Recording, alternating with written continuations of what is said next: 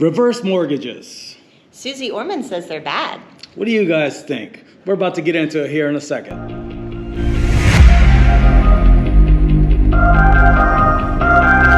All right, guys, welcome to Monthly Mortgage Minute. I'm here with Chris Flaherty. Hi guys. What we're trying to do is this. We're trying to give you guys a comprehensive quick picks on some different mortgage products from each week. Pick one product, talk about it in depth, so this way you get a better understanding of how may or may not help you. Yeah, we're going to be here the very first Monday of every month. Today we have Miss Lori Murphy with EXP as well. So Chris, just so since this is our first time on here, tell them a little bit about yourself and your company here. Okay, my name is Chris Flaherty. I'm with Fidelity Lending, and we are a local lender, but we're kind of like the 900-pound gorilla behind the scenes. Okay, so my company is a division of EMM, and we underwrite, clear conditions, print the package, fund the loan. We actually even service loans. Nice. So we're a seller servicer. So we're able to do things that a lot of mortgage brokers or banks can't do. Guys, and that's why I'm here, to learn. So not only we're gonna offer a lot of value to you guys, but we're here to learn ourselves. And who better to learn with than the best in the biz, man. Thank you so much for being here. No, thanks for having me. So today, we're gonna talk about reverse mortgages. I don't know much about it, but what I do know, a lot of people have some negative thoughts, especially who is it? Susie Orman says they're bad. So. Yeah, so give us a little idea first before we get into it. Give us the background of how they work. Then we're gonna kind of get into who they're good for and actually maybe who they're bad for. I'm sure they gotta be bad for somebody. Absolutely. So one of the things that I can say is this. Restaurants have different things on the menu, right? Yeah. Not everybody likes every menu item, right? So that's why it absolutely dumbfounds me how somebody can make a statement that all reverse mortgages are bad, because they're not. Yeah. For the right person, it's probably a fantastic product. Well, they're there for something. Yes. You know, like they were invented for something. Exactly. So I'm curious. I want to learn. So it was kind of funny way back in the day. Reverse mortgages were designed so that people wouldn't have to leave their home. They could stay in their home, and this way, instead of having all this untapped equity, what they could do is tap into some of that equity and help the people afford to stay in their homes. Because the last thing you want to do is you want to take an elderly person and uproot them from the only house that they've known for however many years. You want to kind of keep them in that place that they feel home, that they feel safe, that they feel like, hey, I know where my pots and pans are. But to uproot that person and take all of their stuff, more than likely downsize, so they got to get rid of half of their stuff, what are you going to tell grandma? She can't take her prized possessions from her grandchildren, or what? That old TV, the big square wooden one that everybody. Exactly. Yeah. So the way reverse mortgages work are this. In the past, we had kind of different purposes. You had reverse mortgages that were backed by Wall Street companies, and if and when that person passed away, then the home went to the Wall Street company. That's not good. Yeah, okay? It sounds a little shady. Yeah. So then they kind of switched and the federal government jumped in, and I know that this is going to sound weird, but FHA, so the Federal Housing Administration, jumped in and they started backing reverse mortgages. First thing I would say is, if it's so bad, how is it backed by the federal government, right? So you got to look at it and you got to say, hey, like you brought up a great point. It's good for some people. It's not good for everybody. So maybe if somebody has, $2 million sitting in assets for retirement and they have no mortgage on their house, is a reverse mortgage the best thing in the world? Probably not, unless they want to do something unique. Okay, when I say unique, I mean this. I recently, about a year ago, I had two clients come in and sit down with me. They wanted to give money to their grandchildren for college. Okay. What they wanted to do is they wanted to start that transference of wealth. Okay? But they wanted to have that transfer happen while they were alive. Right. Okay?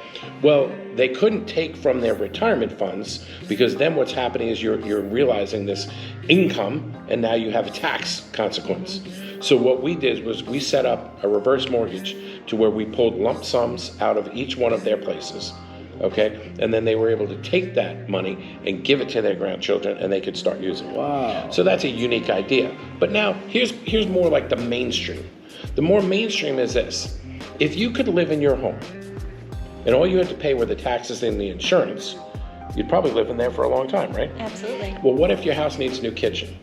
Maybe you're recently disabled, and maybe the countertop heights are too high. Maybe you're in a wheelchair, and maybe the bathroom needs to be handicap accessible. Well, with COVID, everything came down so much in price, it's almost free, right? Yeah. Yeah. So now what we have to do is we have to compensate for higher costs of materials, higher costs for labor, things like that. So what if we could pull out $50,000 or $100,000 out of mom or dad's house, handicap it, so that this way mom or dad don't have to go anywhere. It's not tapping into their retirement funds that they need to live off of, okay? All it's doing is it's kind of taken away from one asset that's sitting there dead and dormant, and it's creating a positive effect. Because unless you want mom and dad moving in with you and you're going to get your house handicap accessible, maybe it makes more sense to make their house handicap accessible. So let me ask, how does this differ from a home equity, like a line of credit? Great question. Great question. So if you take out a home equity line of credit, okay, you have to start making payments on it, right? Okay. This you don't. What happens is instead of you paying that interest payment every month, it gets tacked on to the balance every month. Okay? Oh, okay. Well, the interesting thing is this. As you're tacking on, the first thing you're thinking is, wow, there goes the equity in the home, right? Well, over the course of time, what happens is this. The price of that home is going up in value as well, right? So, okay, you owe a little bit more, but it's going up a little bit more. But you got used to the money. But you're using the money today, and they're using the money. And that's the important thing is, you know, mom, dad, grandma, grandpa, they worked hard for what they have. You know, they were really proud of the fact that they own a home and they own it outright, okay? Well, now they're going to tap into that money because it's still their home. Another cool thought is this.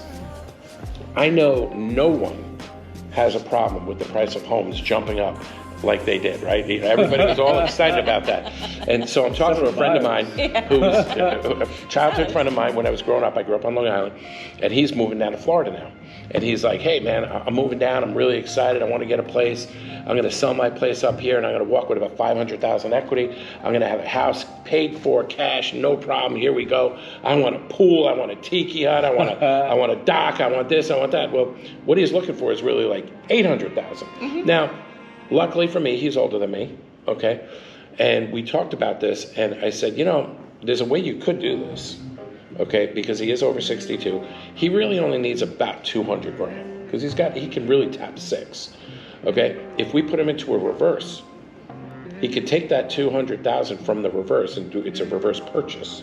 So we call it a heck-em for purchase. Never even heard of this. Oh my goodness. And now what he does is he puts down the money he has. We put the reverse on the other side. He doesn't have a payment on it. He's just paying taxes and insurance, just as if he paid cash. Wow. So now he gets exactly what he wanted, okay, without having to take out a mortgage and make a payment on it. You hear this, Susie? Yeah, this is amazing. This is fantastic. You know what? Yeah, there's going to be certain instances where maybe it doesn't all work out, but not many people are Susie Orman that has $10 million sitting on the sidelines that they can live with. Some people just, they don't have enough money. So I have a question. What happens when they pass away? Great question. So basically, if you think of it like a car lease, okay? When you lease a car, can you buy it at the end? Sure. Yeah, they give you an option. Okay. Yes. Can you trade it in? Yes. Can you sell it? Yes. Or can you just hand it back in? Yes. Same thing. If you have a reverse, your heirs can buy it out, okay? Okay. They can turn around and sell the property, pay off the reverse, and get the extra money, okay? Let's just say hypothetically, and this has happened. No joke, this happened. Person's a hoarder, okay? They lived 15 years, okay? The money that they took out was a lot of money, and they kept taking money out, whatever like that, so it was maxed, okay? Then they walk into the house and it was nasty. Nobody had been in there for years. So the house is worth crap. Yeah. So it's worth less than what they owe. Okay? But grandma had $2 million sitting there in the estate. So you figure they're going to go after that money, right? Nope. With an FHA backed, the people can hand the keys in just like a lease and say, we're done. Bye-bye. Oh, wow. Now it's the federal government's So responsibility. it's almost like a protection a little bit too, in an instance like that. Yep. So it's good. So you could buy it, you could sell it, you can just walk away from it, you could be done. Oh, man. This is fantastic information. Right? Like then This is mind blowing. every first Monday, guys, these are going to be the things that we're talking about. Yeah. Commonly asked questions, misconceptions, and also really what's going on in the market today. You know, give us like a little rundown on where you see the rates are and where you see them going. And I know it's opinion, but if anybody had a good opinion, it'd probably be you. Chris. So The interesting thing is this. So we saw rates go up, and up. And I think now everybody's starting to realize, oh, hang on a second, that now we're starting to talk about maybe a recession, things like that. So I think now maybe the Fed is going to start holding back a little bit and say, hey, let's kind of sit back and see where things are going. Okay, the markets have slowed down quite a bit as far as people buying homes and stuff like that. So I think we're going to start to see rates stabilize. Maybe they're going to drop a little bit. Oh, wow. I really do not see us going back into the 2s and the 3s. And the reason why is this: if I were to take $100,000, okay, and somebody would say to me, hey, you give me $100,000, I'll give you 1% interest for 30 years. Would you do that? I would take it for 1%. Right. That's what I... Right, but so you're not going to give it up. Well, if interest rates are 2%, that's what that end investor is getting, 1%. Yeah. That's why we couldn't sell those. That's why the federal government was buying them. And finally, the federal government said, hey, stop. We ain't doing this anymore. Yeah. So we got to get back into a normal market. A normal market is not 2, 3, 4%. A normal market is where you're at 6 and 7%, which is where we're at today. People are spoiled, I think. It's exactly. Really We were very A spoiled. lot of people got into the market thinking that that's normal. Right. But sometimes you got to really step back and look at the big picture. Exactly. Yes. And kind of make some you- sense of You have it. to think of what was happening during that time too. It was COVID. We don't want to go back to that. Right. So, 100%. yeah. Yep. So I think the good news is this: things are going to kind of stabilize a little bit. The great news is this: we're not in a market where you go and you look at a house and you have to bid $10,000, $20,000 over. Now you're in a situation where you can say, hey, listen, I really like that house. Would you pay $5,000 or $6,000 of my closing costs? You know, so now you got like a $26,000 swing. Yeah. You know, which is a lot of money if you factor in $26,000 financed. Even if interest rates went up a little bit, your payment's not that dramatically different. Okay. So now is definitely a good time to not be throwing money away on rent and to get into it. Yes. And Yes. you have a little bit more, a lot more inventory. Yes. So you could not only choose. get what you need, Yep. you could find a lot of your wants. Right. And in my last video, guys, I did talk about pros and cons of every market, but there are a lot of pros in There really today's are. market. They Absolutely. really You know? are. It is something to be said for not having to walk into a house and make an offer at 20 grand over, not even knowing if there's another house around the corner that might be better. Yeah. So you're right. Well, I love ending on this, man. Super positive note. I appreciate you being here. It's fun to be with you guys. Stay tuned. Miss Lori, thank you for being here. Of course. Every first Monday, what are we calling it? Monday Mortgage Minute. Man, he knows it better than me already. Thanks, guys. We'll see you soon. Take care.